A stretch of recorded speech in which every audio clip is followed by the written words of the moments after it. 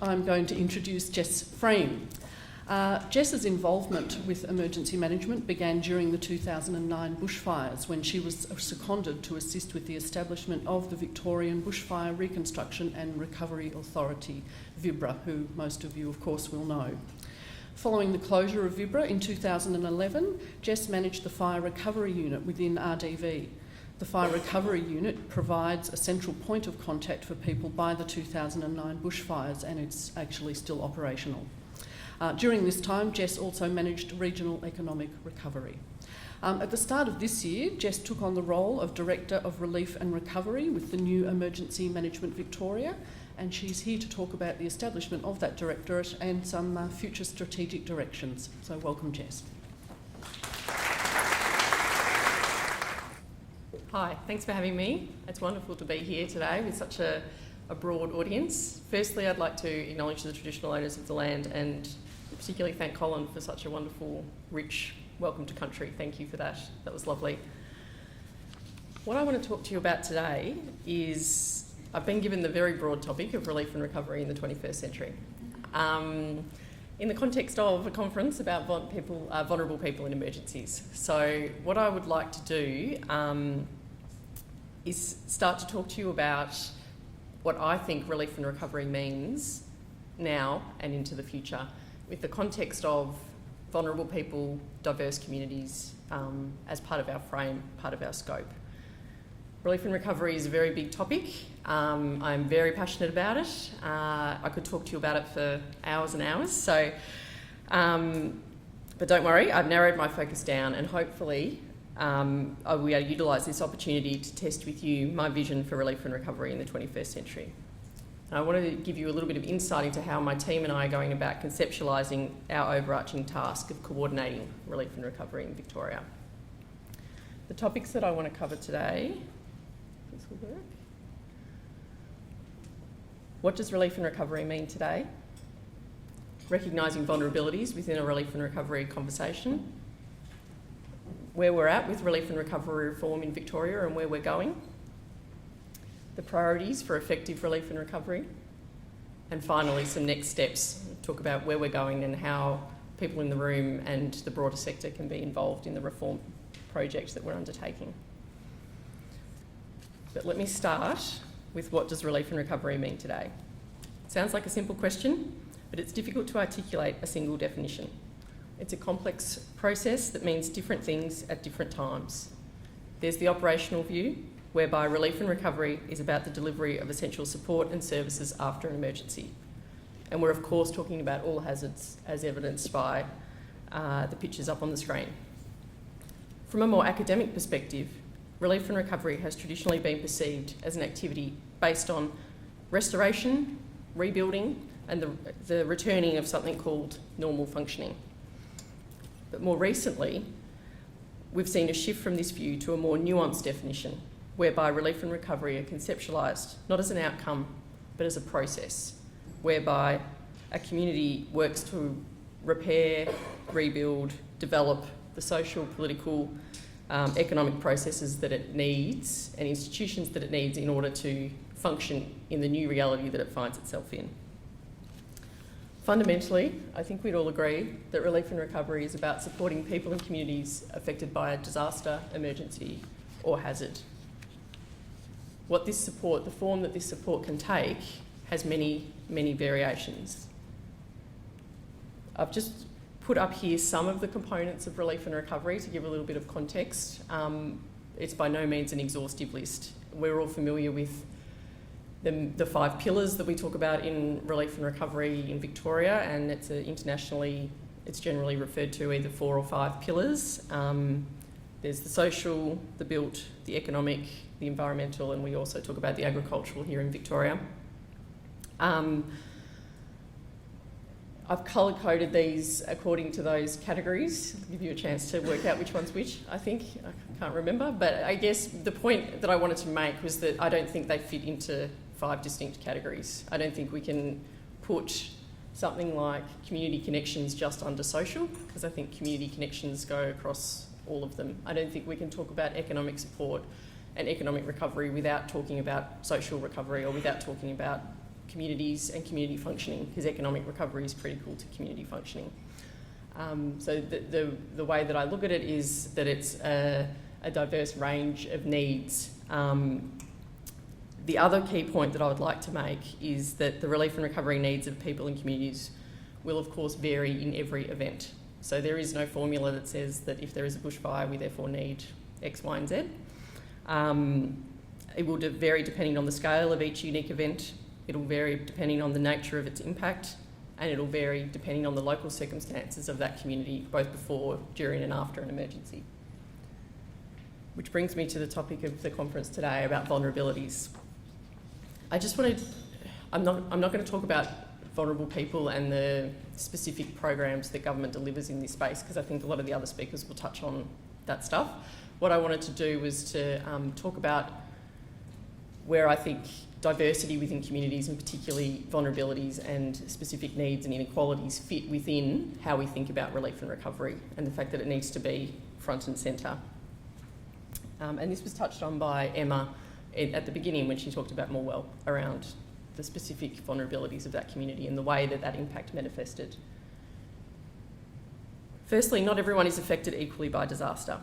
Factors such as gender, age, race, ethnicity, income, disability, health, socioeconomic status, etc. will influence how a disaster impacts on individuals. In most cases, those who are most disadvantaged and vulnerable prior to the event are typically impacted to a greater extent and for a longer period of time. And again, that's a topic that we could spend most of the day talking about. If we assume everyone is the same before a disaster, we risk leaving pre-existing social inequality undisturbed and further reinforcing vulnerabilities. And fourth, new vulnerabilities can be created by the recovery process, and inequity can be further entrenched. By that I mean people's experiences of recovery are linked to the ways in which they are treated by the organisations involved in the recovery process. Mismanagement of recovery can generate new vulnerabilities. And I guess that's one of my guiding principles, is to, going back to our definition of recovery, is about supporting people and communities affected by disaster. The prospect that the support that is provided by the sector and within the community could actually increase or manifest or somehow be detrimental to communities and the people affected is the complete opposite of the intent.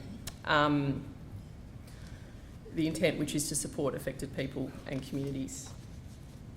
So I just wanted to put that in the frame and enforce that the issue of equity, whether we talk about, I like to talk about equity rather than just about vulnerable people. I think vulnerable people is one component of it, but there is broader questions around equity that need to be a key focus of the reform of relief and recovery in Victoria. And what I'd like to do now is just talk you through a little bit of the work that we're doing in this space that some of you will be aware of, some of you will already be involved in, some of you will already have done some of the stuff that we're talking about, but essentially just to give you a sense of the direction that we're taking relief and recovery in. From a contextual perspective, at a national level, we know that there's a lot of talk about recovery and about resilience at the minute. There's National Principles for Disaster Recovery and the National Strategy for Disaster Resilience have been released in the last 5 years, and they provide a sort of platform or an opportunity for us to be in that space and to work in that space. In Victoria, we've had continual reviews since the 2009 bushfires. I've put a couple up there, the Royal Commission and the Flood Review, but there's been many, including the Hazelwood Inquiry, which has recently been reopened. So we have a lot of learnings that we need to, from a government perspective, we need to respond to, we're obliged to respond to, but we also can use them as opportunities to see how we can do things differently. The white paper, which was released in December 2012, was pitched as a roadmap of the direction of reform in emergency management. Some of the things discussed in the white paper have happened, such as the new Emergency Management Act, which was enacted on the 1st of July last year, which saw, I've put up a couple of the governance components, but I guess the white paper to me is more broadly, it's kind of the authorising environment where we can do some of the reform that we're talking about. just to quickly give you an overview of the role of EMV in this space. So I think EMV was created coming off the back of the new legislation in 1st of July last year. So it's a young organisation, it's been around less than 12 months. Our role is quite explicit in that it's to provide a leadership role, strategic direction, overarching policy in the sector across before, during and after. And obviously to support the Emergency Management Commissioner with his legislative responsibilities when an event does happen, and again before, during and after. The role of my team within that, so we're one of 6 directorates within EMV, the role of Relief and Recovery Directorate is to provide state level coordination, and that function is being transitioned at the minute. It sits with DHHS and will transition over to us on the 1st of September. So we'll be responsible for statewide coordination of relief and recovery. We've got a mandate to streamline relief and recovery arrangements to look at mechanisms for better coordination across relief and recovery across the state, and to lead the development of policy reform in relief and recovery. The reform process, as I see it, is long term. As I said, some stuff has already, I feel like there has been quite a lot of progress and movement in the last probably 5 or 6 years. But in the reform process that we're now formalising is a 3+ year process. I've just put some of the key components of the process up there that we've identified to date. There's the mechanical stuff like establishing EMV and the directorate. There's developing priorities for effective relief and recovery, defining roles and responsibilities, and then looking down in the longer term. I think critical components that I would like to work towards are around what are the strategic projects that we need to undertake as a sector in order to embed this reform? What are the partnerships that we need to develop before an event, during an event, after an event, to make sure that we can actually implement the sort of reform that we're talking about? And what's the policy and research agenda that will mean that we are continuously improving and learning from best practice and learning from our international colleagues and experiences and interstate? The bit that I want to talk about today is the priorities for effective relief and recovery. My team and I have been working on what we perceive to be, we've narrowed it down to 5. It's it could be an endless process, but at the minute we've settled on these 5, and I want to put them forward to you, I guess, to use this opportunity to put them out there and get some reactions. And I'll talk to you at the end about the process that we'll go through to more formally do that and to get feedback. But at this stage, all I can do is talk you through where we're at and see what you think. The first one is to work with communities who are best placed to identify local needs and priorities. As I've mentioned, we're starting from the assumption that if all communities are different, if they're constantly changing and evolving, and if they are defined not just by geography, but by an endless number of cultural, historical and economic factors, it is only really a community itself that can articulate its recovery priorities and needs. This means having a community engagement strategy that involves individuals, families, businesses, community groups, local government, in the plans and decisions that affect them. It also means having a strategy that incorporates the full spectrum of what community engagement can achieve, from keeping communities informed to empowering communities, and aiming, where possible, for the empowerment. We want to support a framework which means that at the broadest possible level, the recovery process can be tailored to the community that is affected, and allows for the diversity of views within each community and local area to be incorporated into the process. Second priority is to build community capacity, so communities have the resilience to lead their own recovery. And you'll note that a lot of this stuff is not traditionally in my space. It's not in relief and recovery. A lot of it is about the before, and that's quite deliberate to try and close out the circle of before, during and after. And the other caveat, I guess, that I would put into there is that I think a lot of this is stuff that particularly local government already does, and our perspective is about bringing that into front and centre and making sure that it's supported and harnessed across the state. But in terms of building community capacity, we see that there isn't much point in developing a model for working with communities if the community doesn't have the capacity to engage with or lead its own recovery. So if we want a community-centred model, we have to do a lot of work before an event to support the qualities and structures that underpin resilient communities. And what are those qualities? Trusted, locally engaged leadership and networks that are recognised and accessible to community members, sometimes informal, sometimes tied to community organisations and clubs, maybe industry forums, local government, and so on. Pre-planning that engages the broader community with these networks and takes them through the process by which they gain a better shared understanding of their strengths, weaknesses and priorities is critical. This type of planning does not need to be specifically related to emergency management or recovery. Presuming the leadership and networks of a community transcend specific issues or tasks, it might sometimes be more effective to engage a community in planning processes that target a community's most pressing issues. We find in emergency management we often approach community engagement from a perspective of the emergency management arrangements, whereas it seems to make more sense to approach community engagement from the perspective of the local community and what is important to that community, and to then bring in the conversation about emergency management as part of that, because public safety is part of the priorities of any community. So it's just a slight tweak on a way of looking at it. In this way, pre-planning allows a community to become more familiar with itself, and it's also an opportunity by which pathways for closer engagement with local and state government are formed. In the post-incident environment, retaining these pathways so that they are familiar to community members is one way to empower communities and facilitate engagement. Our third priority is to connect with established networks to support longer-term capacity.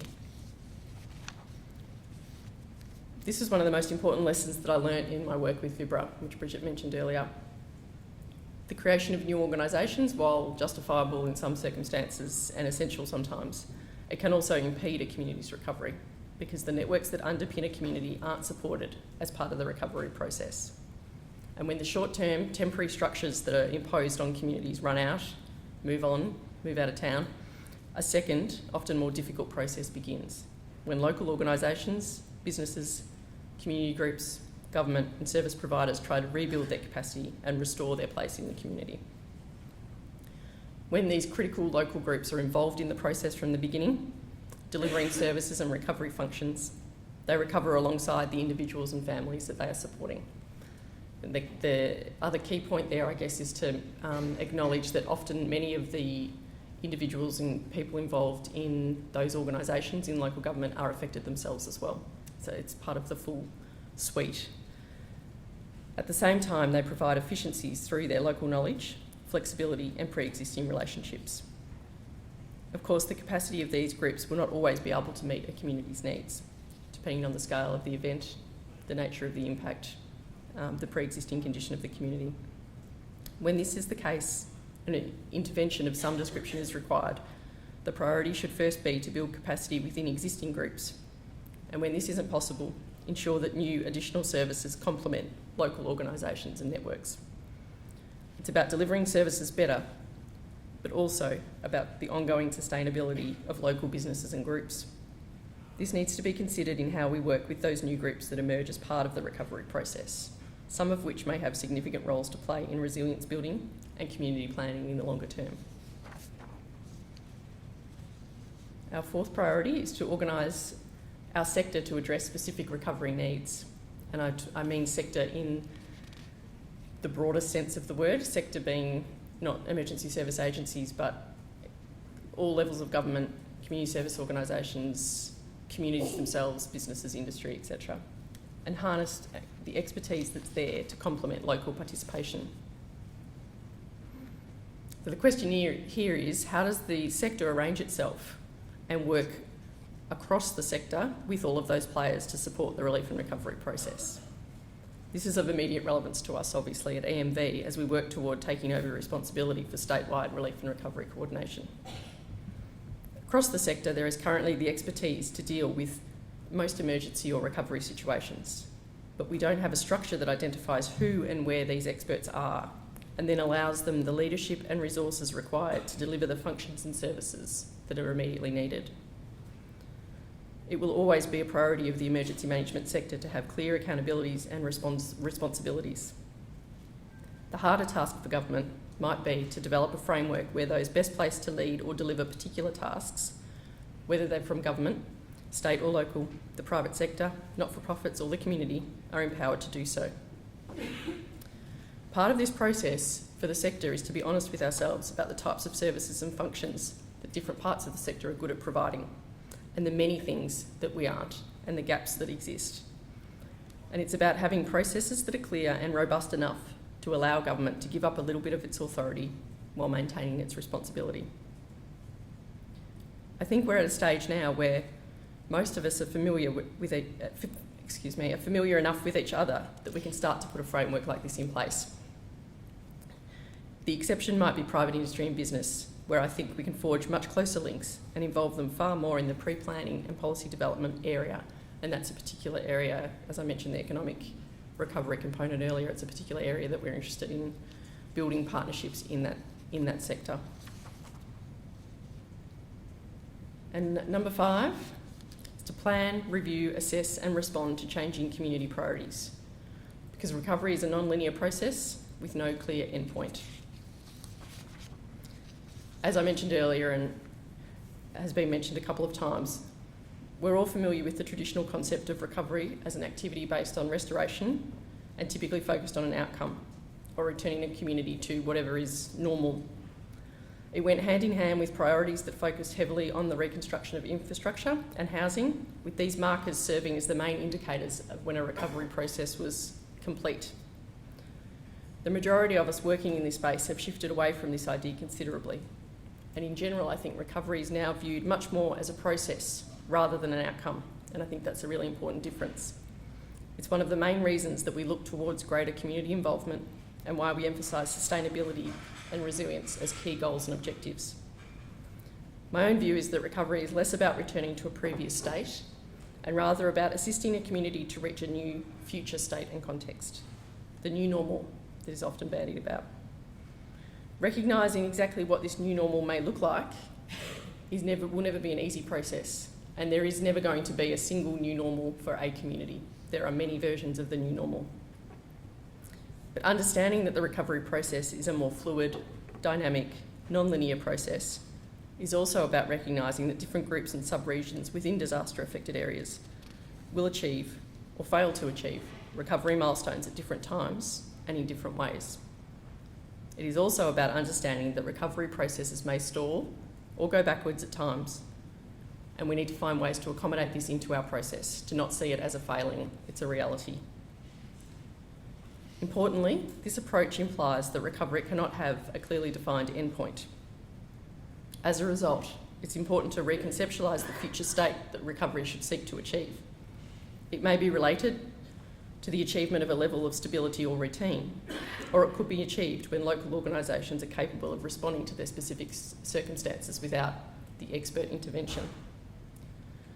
This is where the principles of good recovery come close to the continuum, where the end of the recovery process returns to an emphasis on community planning and capacity building, which mark the pre-event emphasis on resilience and take us back to our number 1 priority, which is to work with communities. So this is our current thinking on the priorities for relief and recovery. If we go back to where we started, the meaning of relief and recovery today, the idea of supporting people and communities affected by a disaster in whatever form that may take. My challenge to you is to work with us to deliver the reform agenda for relief and recovery in Victoria. Partnerships are the key, whether it's local government, not-for-profits, community organisations, state government, business, industry, the sector as a whole in the broadest sense. We need to work together. I think Emma said it in her opening as well, that partnerships and collaboration is the key to addressing the very complex space that is broadly emergency management, but in particular relief and recovery. We don't have a clear sense of who will be impacted, when they will be impacted and how they will be impacted. So we need to work together in order to be able to respond in the most appropriate way. And I'll finish with just a little next steps so that you can know how to come and argue with me about any of my priorities that I've put forward. We're intending to release a discussion paper, EMV, in the next month, which we'll talk about. It's framed around these priorities. My colleague Sam Redlick is here today and he's working tirelessly on that. The discussion paper will detail the priorities and give a little bit of overview of where we're at in terms of the broad 3-year reform process and then the things that we need to get done before the coming summer season. And we will be looking for feedback on those priorities and on the discussion paper. In August, we'll incorporate the feedback into the final priority statement and finalise the interim operating model for the coming season. And in September, the intent would be 1st of September as a milestone for us because that will be when EMV takes over responsibility for state coordination of relief and recovery. And alongside that, we'll be looking to release the final priority statement and publish updated documents to ensure that there's consistency and clarity around accountability coming up to the summer. And that's all I had for now. There's plenty of time for questions, which is good. So, over to you.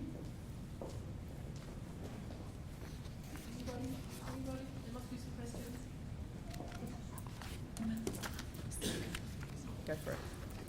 I'll just say a couple of things while you're all thinking of the biting and difficult questions you're about to ask, Jess. I think the idea of collaboration and cooperation is really key, as both Emma and Jess have said today. And I know that Craig Lapsley often talks about shared responsibility and emergencies being everybody's business.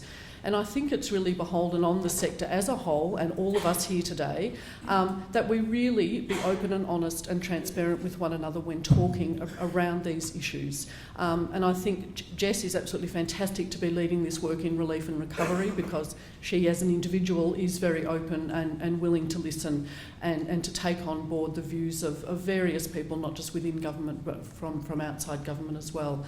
And that's an absolutely fantastic change that I am witnessing, and I'm really excited about it. So while having said that, does anybody have any questions for Jess? Yes. Hi, Jess.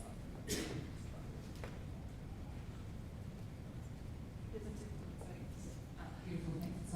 Hi, Jess. My question is probably more procedural in terms of looking at your next steps and thinking of everyone in this room. Yep. Looking at the discussion paper you're going to be releasing in July, curious to know, I guess from your point of view, the broader context, I guess, that you will be able to circulate it to, and thinking of the breadth of people in this room, how we can actually assist in that process, given that I think we can all play a pretty strong role in pushing it out to broader communities, community groups, etc. So keen to hear more from you in terms of what would help you the most in that and how we can genuinely feed into the process. Thanks, Emma. Yeah, that's a good point and critical. I think at the minute we're working through exactly what the engagement strategy will be and how we'll push it out, but my intent, the fundamental driver behind that is to put this stuff out as far and wide as possible so that we can get as much feedback as possible. It's a really great opportunity that we have with the establishment of EMV, the establishment of my team and the reform agenda that we've been talking about. It's a great opportunity for us to actually have an open and robust conversation around this. I have ideas about pushing the discussion paper out through MAV and mechanisms such as Bridget's network. Can't remember the formal phrase, but advisory group, yes, the Emergency Management Advisory Group, which I'm now a proud member of. But I'm absolutely open to any suggestions, but the intent would be not to limit it. It would be go as far and wide as possible.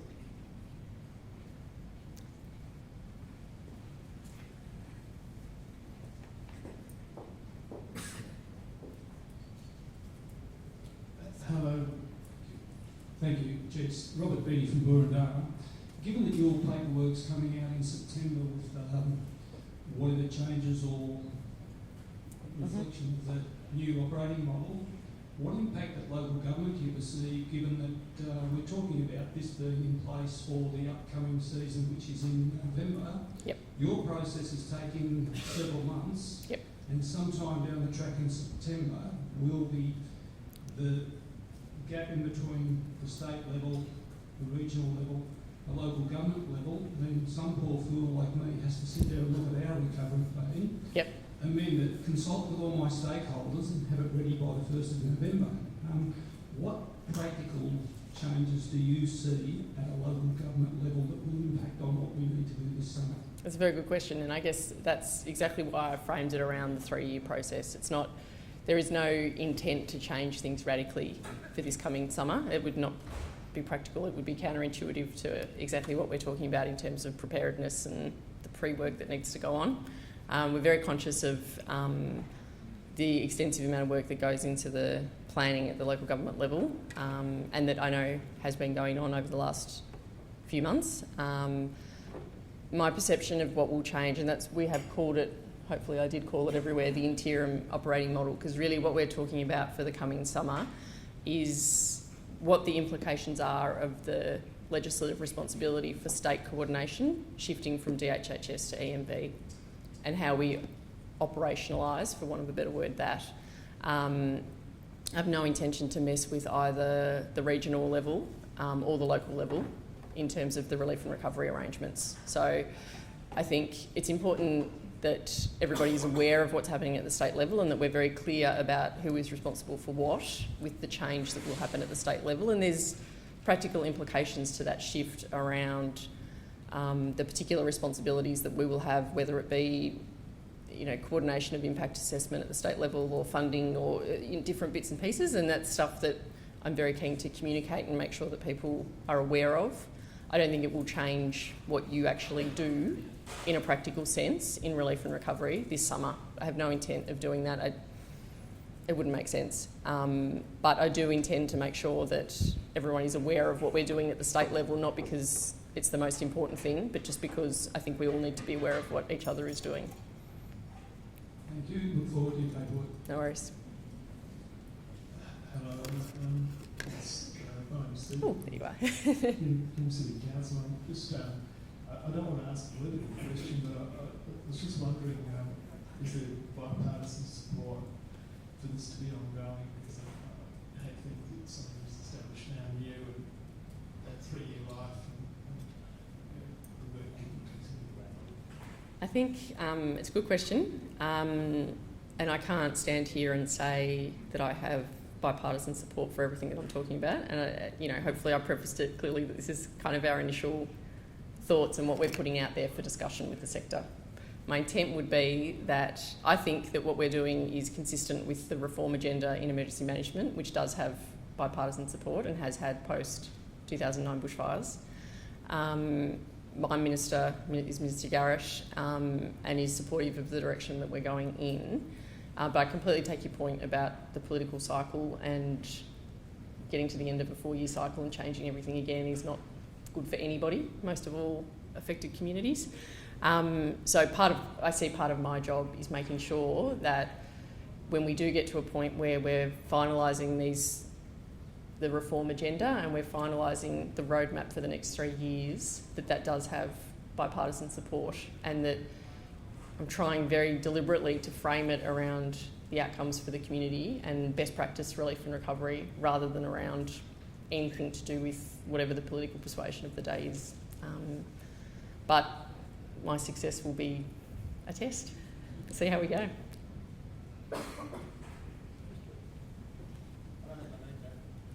Just a quick question.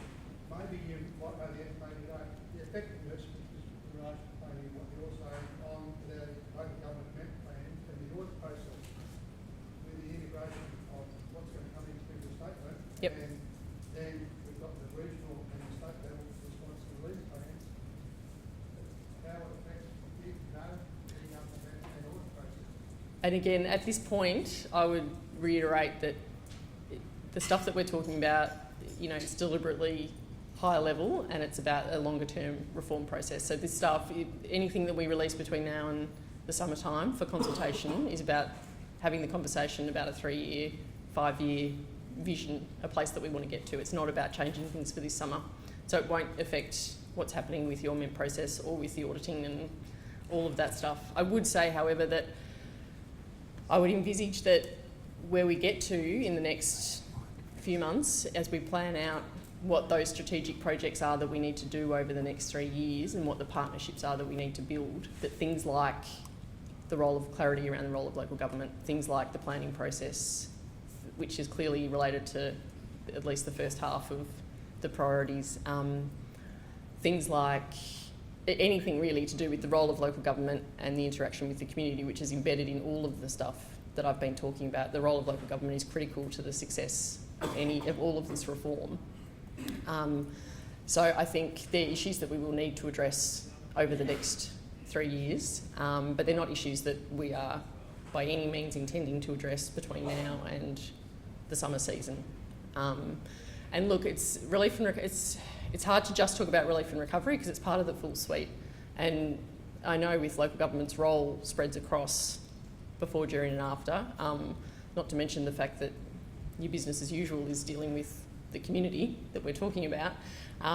So I think in emergency management, and this is just my personal view, that we probably need to think a bit strategically and have those conversations with local government about the best way to approach some of these issues, because they're big issues. Some of it will require legislative change. There's stuff in legislation that says you must do X, Y and Z, and maybe that's not the best thing. But we can do that, but we obviously need to think that through and talk about it and do it in a formal process. So, and other things we might be able to fix with sort of easier short-term solutions. So I think it's a big question around what the full implications of all of this will be, and it's a long-term process, but I would suggest it's not something that I intend to do in isolation. It's something that we do with local government in partnership.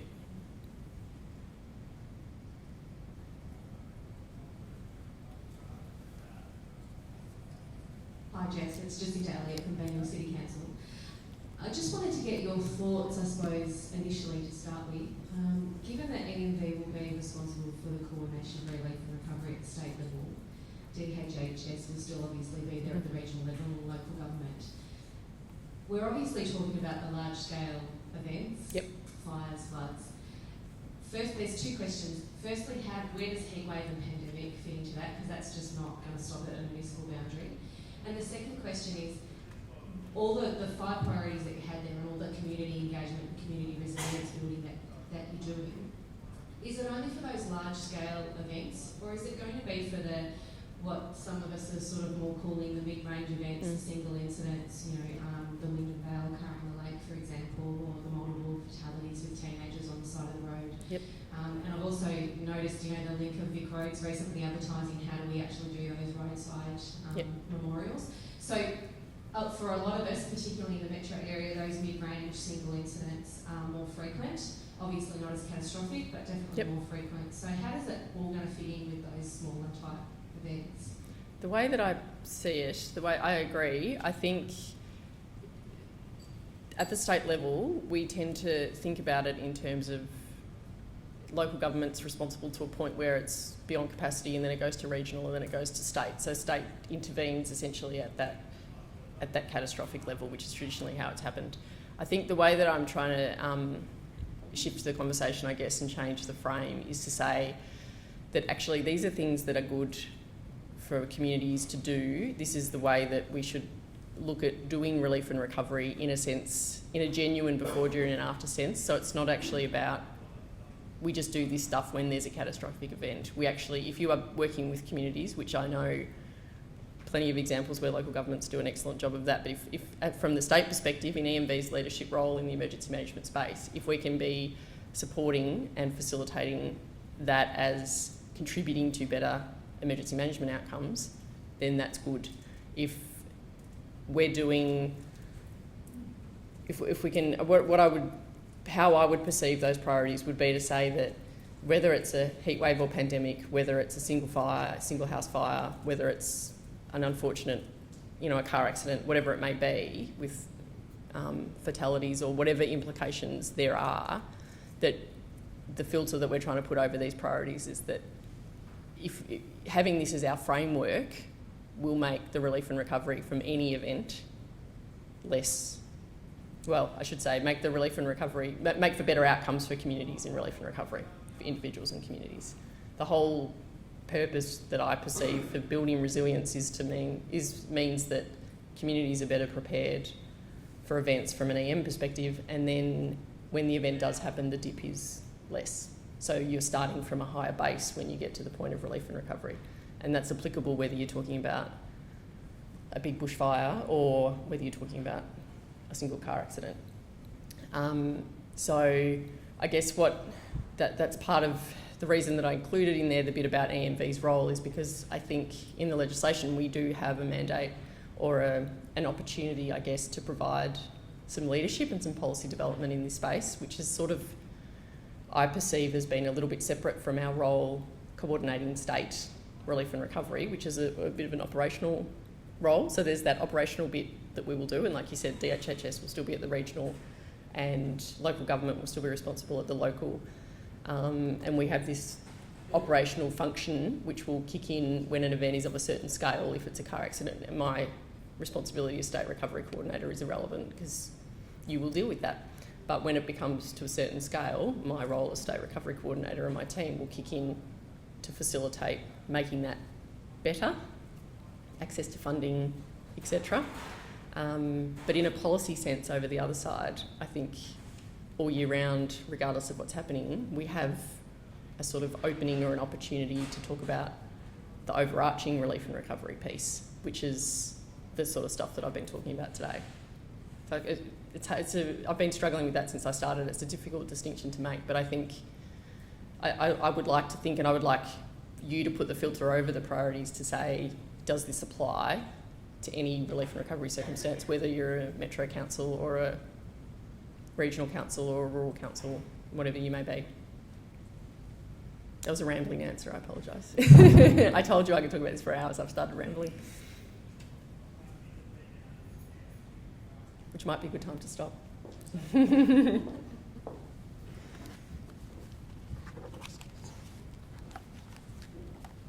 Thank you.